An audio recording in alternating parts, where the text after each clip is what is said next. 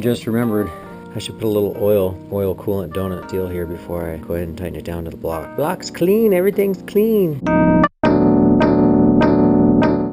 Alright, G+. This looks like this will be when our filter goes on. A couple of nice little taps on that. I believe I'm going to tap this and I'm going to place oil filter location.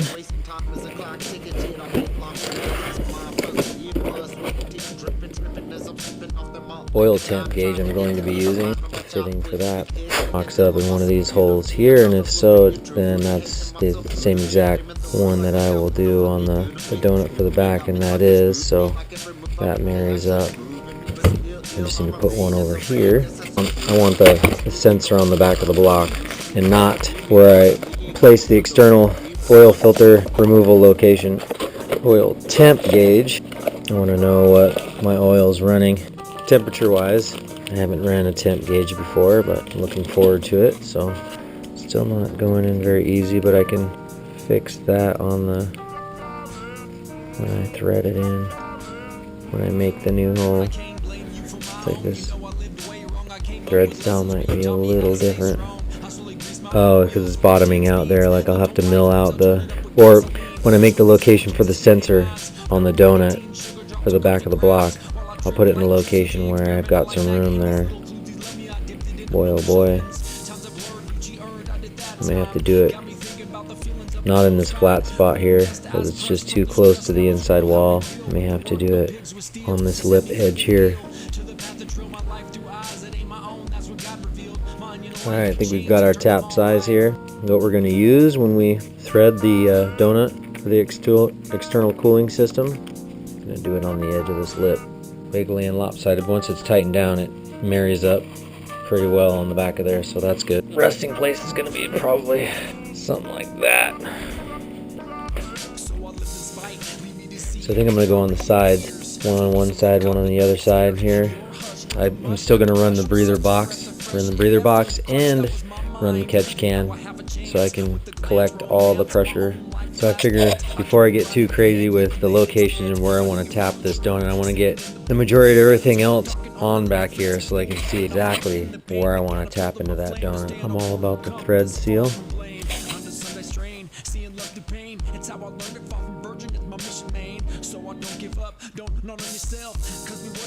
I think we're going to take off this ECT switch and inspect the O-ring in that since I have the kit. Well, it looks like this kit has some things and some things it doesn't have because I'm not seeing it in there. Sure, surfaces are all nice and clean here. Looks like we're going to be installing the water pump. Oh boy, I'm going to need to clean this up. Yeah, and looks like we have the water pump gasket in here, so that's cool. Well, that's so much better than it was, guys. And this thing was ugly. Ah, much cleaner.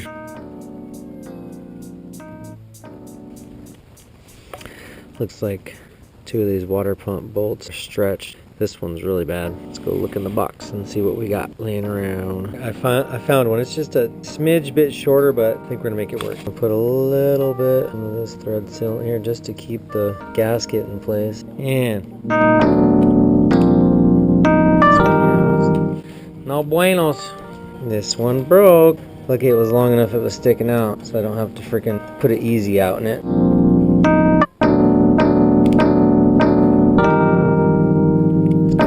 This is what I used to have on the back of the block. We're going to eliminate this mess with tapping into that donut. Popped a piss and lost an addiction. In addition to paying the cost of being on the block, running from the cops, chasing another rock. I think we figured out where the smaller ring that didn't go on the coolant tunnel. So there's just a little bit of difference in this ring and the you can see there. So I can't get the box in with this ring on. I don't know what this ring is for. I haven't run into it yet, but I'm gonna put this old ring back on the box so I can get the box in, for crying out loud. Oh my god. There. Now the box, I was fighting that thing forever. The room for tapping into this donut is getting smaller and smaller. I'm definitely probably putting a tap for one of the items right here on top. Pressure sensor, I'm thinking, because it's bigger and it'll come up like that high. Put on a couple more things and see how much room we have. Alright, looks like we're probably going to do our pressure sensor right here on the top, and then our temp sensor right off the side here. I can't blame you for my own. You know I lived way wrong. I came up with lessons where you taught me how to stay strong. I slowly greased my own wheels, slipped off 10 speeds. Left home life weaves, I'll turn it up with gasoline to show these little kids to spend their minds. Getting this thing all nice and covered up. I'm going to cover this end up too so I can do that machine work and keep this as clean as possible. Gotta put the clamp back on the table. Alright, one shot, one kill. I want to be as far away from this edge as possible because they have the inset machine for the seal of the donut. So I'm trying to be as close to the other side as possible, but obviously not too far because I don't want to go through this wall here. So my spacing and my clearances there are very, very, very tight and small. So be very careful. Make sure I'm as true as I can be.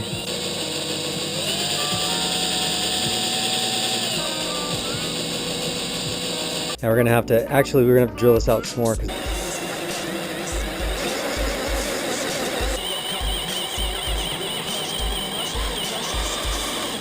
Trying to keep it as true as I can.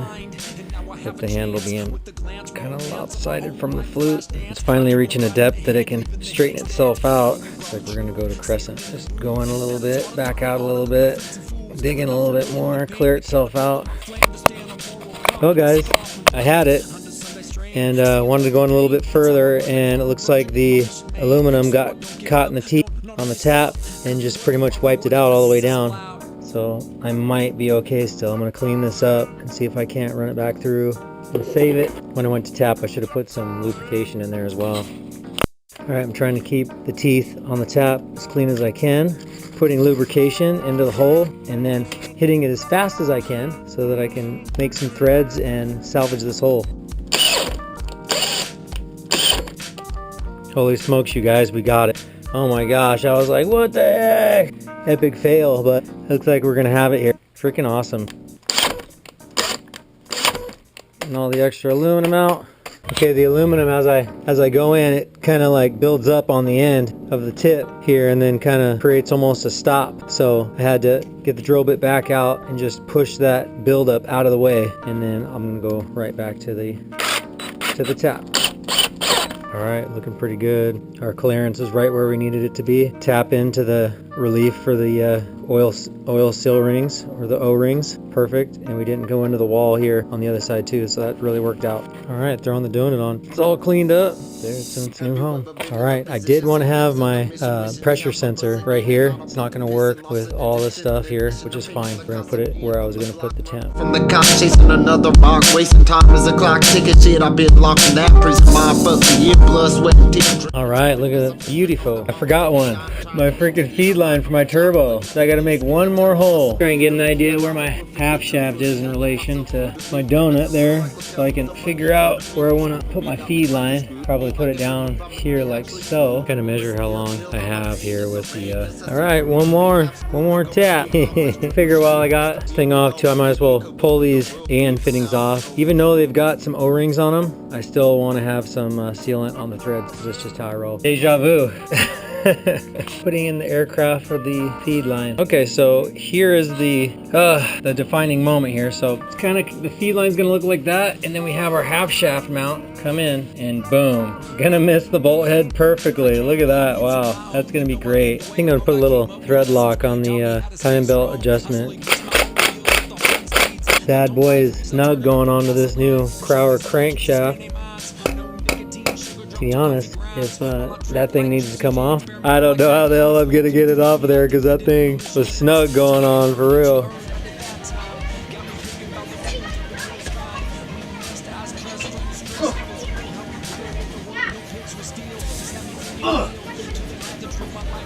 Well, that block wasn't on that stand very long.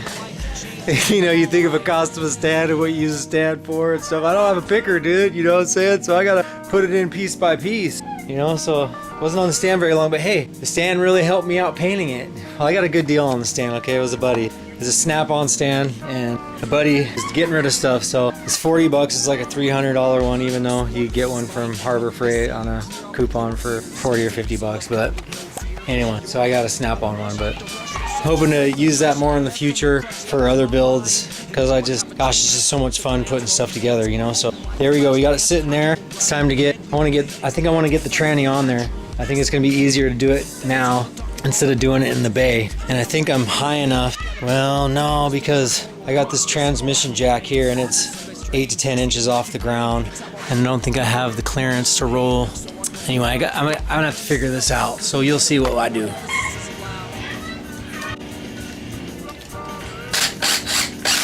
All right, I don't have enough clearance to put the tranny on here and then throw on the transmission jack and then roll it in here. That'd be sweet. But so I've got my cardboard roller, okay, with no wheel. We're doing it like ancient times, like the Egyptian days. This is the skid board.